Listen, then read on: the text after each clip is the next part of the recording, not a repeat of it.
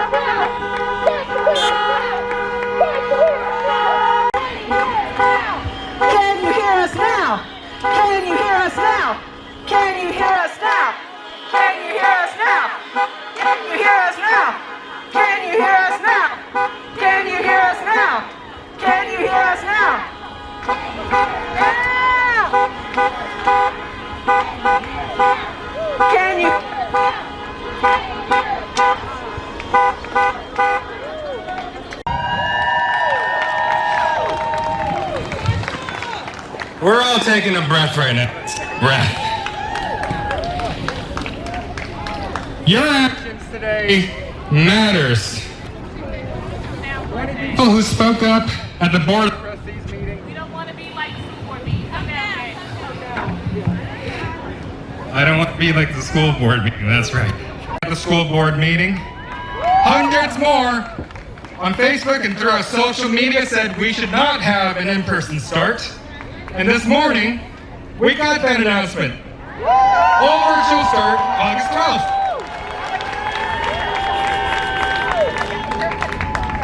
That's leadership.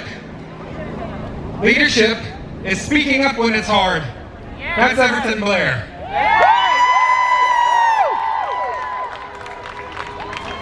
And leadership should also be able to change its mind given facts and science. Hello? Facts and science. That's right. That's Carol Murphy. We should give her some credit. And leadership is being able to reevaluate your decisions to make sure it's the right one. That's Wilbanks. Thank you, Mr. Wilbanks. But this is leadership.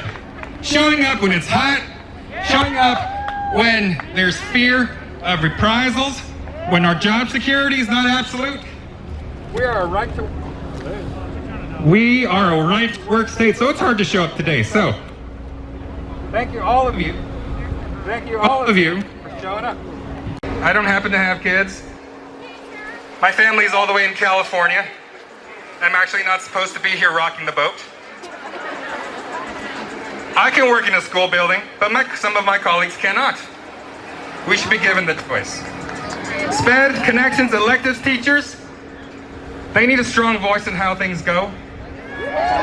Bus drivers need a strong voice in how things go. And it took too long for the district to say, we're going to have an all virtual start. We should have this Thursday morning, not Monday morning. It's been 4 days since we've been asking for this, and much longer. It's been weeks since the data on COVID started climbing higher and higher. We don't need perfect promises to make clear commitments. We don't need unbreakable promises to give reasonable assurances. The district should have let us know. At least we know now. Now we can start planning. Thank you.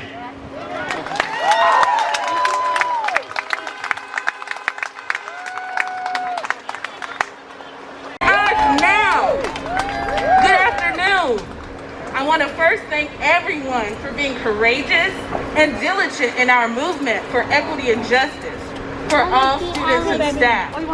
In the words of the great Dr. Michelle Obama, we must not be afraid, but be focused, be determined, and be hopeful, and finally, be empowered. Deep down in our spirits, we know that we are fighting alongside the righteous and that this work is necessary and imperative in such a critical time of racial unrest. To all, my name is Arian Montgomery. I come to you as a proud GCPS educator and a 2009 Brookwood Bronco alumna. Matriculating through Brookwood Cluster as a Title I student on a permissive transfer due to my mom working as a parapro in the district has paved a unique path for me. My mother understood the importance of a quality education and sacrificed her life in order for my brother and I to receive such a gift. Due to my past socioeconomic status, I understand that the need for a viable internet connection and one-on-one devices for students throughout the district during digital learning is imperative. We must make education equitable for all students. I am proud and I am humble at being able to receive such a quality education from one of the most prestigious schools in the district. But I am also conflicted in a sense due to the lack of descriptive representation presented to me throughout my time at the Brookwood Cluster. Throughout my time spent at the Brookwood Cluster, I only had one black teacher. And to most, this is a fact that might be minuscule in nature, but for me, a black girl that sat on the edge of the margins due to my race, gender, and socioeconomic status, this fact became very critical in my level of success in school. I sat and still continue to sit in a crooked room plagued by my diverse intersections. According to Johns Hopkins study, having one black teacher in elementary school not only makes children more likely to graduate, it also makes them significantly more likely to enroll in college. But in such a critical time in a student's life, is it okay to bet a student's success on hopefully having one teacher that they can relate to only due to descriptive representation? While I would like to say that my lack of black representation did not affect me and that my particular path was full of empowering words, culturally responsive curriculum, and inclusivity that was needed to nurture young me along my journey, unfortunately, that has not been the case for me. And we know this continues to be the case for so many of our BIPOC students in GCPS. They are entering classrooms where they do not feel represented, and the curriculum does not teach them their story. That's right. Second and third grade was difficult for me. I almost did not pass either grade, but with Ms. Dunn, my third grade white female teacher, I realized that I was more than just a troubled student, that I should not just remain in the margins. She taught me that I had purpose and that I was just as capable of gaining content mastery as every other student in the class. White allies and non-Black allies, you have a strategic and key role in rearing of all children, including the ones that sit on the margins. You must love them as your own and push them with the same rigor of those students that are a part of the privileged class. I cannot go further and express my love for my white ally teachers along the way. Not only did you teach me how to critically think in order to find my voice, but you guys were able to uplift me, challenge me to a rigor equal to my privileged counterparts. Some of the amazing teachers that I encountered through my time at Brookwood include Miss Blankenship, Coach King, Coach Kleinick, Coach Whitmer, and others that taught me how to critically think as well as dissent when I feel deeply compelled. With their help and their guidance, I found my voice and remain able to speak up for those who have not yet found their platform. Even though I was met with so much love in certain classes, in others I was not. For some teachers, I was too loud, too talkative, too much of a daydreamer, and the beads in my hair were too noisy and a distraction for class. I just did not fit into the cookie cutter, Eurocentric driven class. And again, I was left on the margins to fend for myself. While this is not an experience in all class contexts, these issues did set the tone for how successful I would be in a particular class. As an educator, I understand that to reach each student, culturally relevant teachers utilize students' culture as a voice of learning. Regardless of perilous times, our jobs as educators is to strip ourselves of our biases and to educate, love, and nurture the upcoming generations within our classrooms, regardless of the context, while having culturally responsive pedagogy interwoven into the fabric of our curriculum. No more will we stand aside and allow injustice to target any students nor staff members.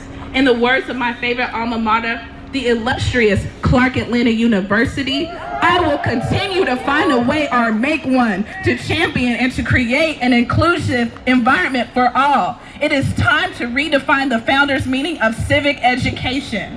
And with the help of our world-renowned district, we can collaborate in creating an inclusive environment for both students and staff, since great leaders understand the importance of forging alliances with people that have differing views and perspectives in order to seek full representation when making decisions. Thank you.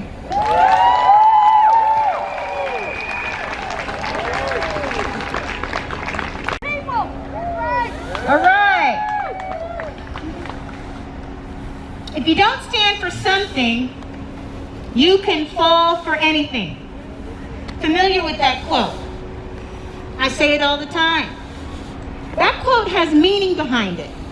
And my name is Tanisha Banks, and I am running to be your next District 3 Board of Education member. I stand here before you today as a resident, taxpayer, teacher, and mother in this county. We are fighting for our lives, folks, literally. We've gathered here today in solidarity to show that teachers have a voice too. Teachers want virtual learning until it's safe to return to the classroom, and that has been given to us today. Teachers must be taken into consideration when policies, procedures, and best practices are being formulated. Teachers need to have a seat at the table when it comes to making decisions that will affect us. This would actually make the board's job a lot easier if they would just be inclusive and listen to the voters who voted them into their positions. School board, you work for the people. The people are your bosses. This is who you answer to, not anyone else. Let that sink in for a minute. Let me repeat that again. School board, you work for the people, and you hold the school system and the superintendent accountable, not the other way around. The power is in the people. We need to hold our school board accountable for what happens to us and our children. Let me be clear. Teachers could not have been responsible, accountable, or liable for students contracting COVID-19 while they were in our care. Because we could not guarantee their safety, and we do not feel it is safe to return face-to-face right now, that is why we are here.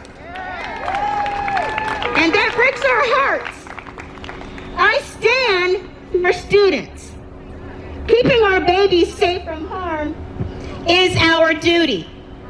Our local parentis guardianship is an honor with your children, but we did not have what we needed in order to protect them. That also broke our hearts. I stand here for accountability and transparency. When it comes to surveys, sample sizes, and data, there was not a measure of accurate data because the questions were misleading and intimidating for teachers to answer for fear of retaliation or dismissal from their jobs. School board, this is not a way to show teachers that you care, that you want to hear our opinions. Some teachers who stated that they wanted to talk to someone still hadn't talked to anyone as of yet. We want to see our baby. So if HR is too busy to get back to teachers due to the backlog of callbacks, that's a red flag that teachers are not comfortable returning, especially during the peak of a spiking virus trend.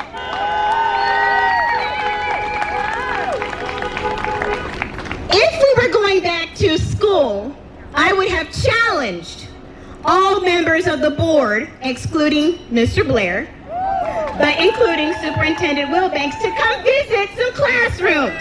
Come on in, have a seat. Take a seat, 20 minutes without a mask in our classroom. Our little elementary babies would have loved to see their district elected official bring them goodies to the classroom. I challenge you, school board. I stand here for science, which at this time, Gwinnett has the most cases of COVID in the state. We're currently at 13,234 cases as of Friday the 18th. 8% of those were pediatric cases, our babies. The health and welfare of our community, as well as our teachers and families, is at stake, and we had to take a stand. This board is supposed to represent the people, and the people have spoken loud and clear. Answer a few questions for me that I had when we were going back to class. How is it that our school board doesn't believe in the very thing that they ask us to teach, and that is science? Particularly high school biology. How is it that we send our kids home for not having their vaccines up to date, but we're opening up schools in the midst of a health crisis with a deadly virus where there's no vaccine and has killed over 130,000 people and rising? What was up with that? I stand here for the mental health of our teachers. This pandemic and decision of this board to return back into classroom had caused a lot of anxiety, stress, sleepless nights, headaches, depression. Just the thought of figuring out those logistics while simultaneously abiding by CDC guidelines was mind-boggling to me. Forcing teachers back into the classroom, knowing students and faculty can be asymptomatic and super spread the virus, weighs heavy on our shoulders. We have families too. Some of our families, we have multi-generational family members living at home with us who are at high risk. We can't be certain that we can keep them safe. This is a current case of my fellow Democratic nominee for school board for District 1, Karen Watkins. She is not here today with us, but she wanted to let you know that she is here in spirit because she has contracted COVID-19 and is under quarantine right now. This hits home for her as it has for many families. She is at home recovering along with her whole family who has been sickened by the virus. This is yet another example of how contagious this virus is, and it does not discriminate. I stand here for bus drivers, school nutrition personnel, janitors, support staff, admins, and principals. You do a hard job. Top-down management style is frustrating, I know, waiting for direction and then having to change course, backtrack, regroup because of inconsistent, vague messaging and direction. I get it. You too need a seat at the table. Lastly, I stand here for teachers.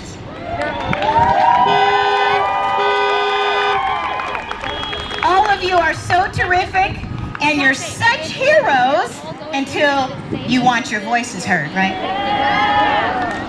Then I guess the heroism goes out the window. But I'm here to say, economic recovery should not fall on the shoulders of our teachers, and teachers should not feel guilted or trapped into risking their lives or the lives of their families because of poor leadership and the failure of this government to act. Here I stand with you.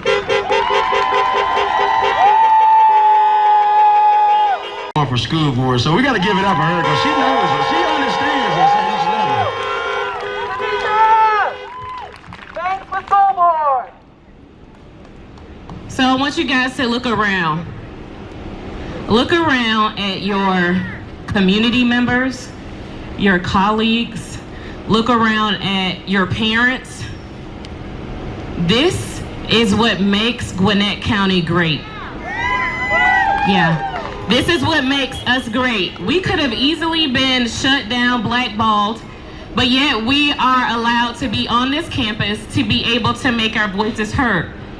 We recruit, we hire the best. And so all we're saying is, if we are the best, then invite us to the table. So you can have the best at the table with you, so we can have decisions that reflect what the community needs. This is not a march against Gwinnett County. This is a march for the love of Gwinnett County. That's right. We are out here because we have love for each other. We have love for our kids. We have love for our kids' families. We have love for our staff. We have love for their families. That's why we're here. It's not easy to be here. Besides the fact that it's hot, it's a pandemic. And you know what? There's fear when you have to speak truth to power. That's right. There's a lot of fear from misinformation, and there's a lot of fear when we don't have courageous, ongoing conversations. And when we have fear, then we make decisions that are sometimes not inclusive. We're afraid to hear what others say. And so if you came out here today, we want to say thank you. If you were a marcher, thank you. If you are a Parker, thank you. If you are watching on social media because you had other obligations, but you text out this march, you've spoken on the behalf of Gwinnett County residents, we say thank you. We also need to say thank you to our board for deciding to go 100% virtual. Let's give it up. Thank you for Mr. Blair for leading the way.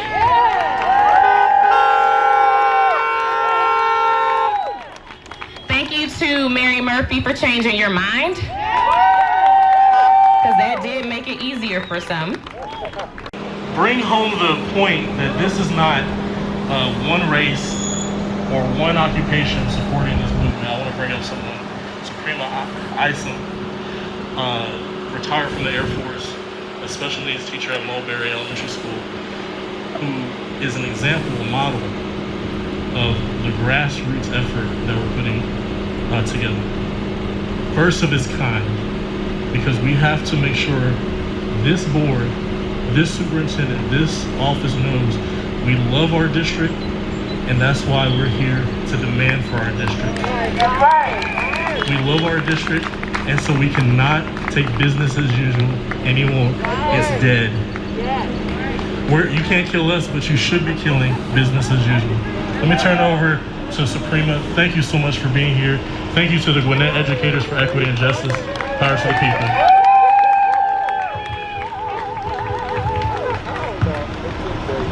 Good morning, family.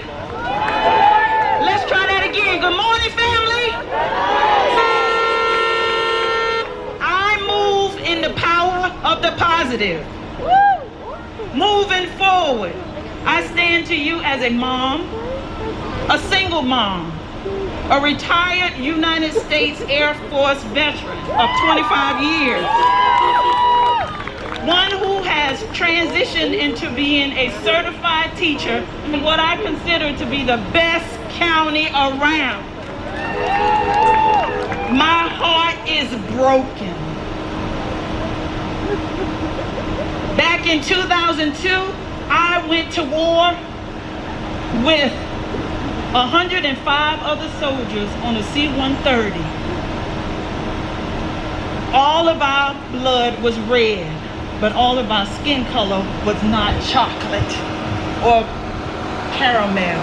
We had vanilla and we had pecan tan. When we landed that plane, we were told there was a $75,000 bounty to kill us. All of us, not just those of us by choice, the entire plane. Before I got on that plane, I stopped nursing my 12-month-old baby to do what's just for the United States, only to stand here today to be heartbroken. You have not because you ask not. So today, we're not asking for trouble or turmoil. We're not asking for a special chance or to be secluded or given a special chance. We're asking for equity, what's due to everybody.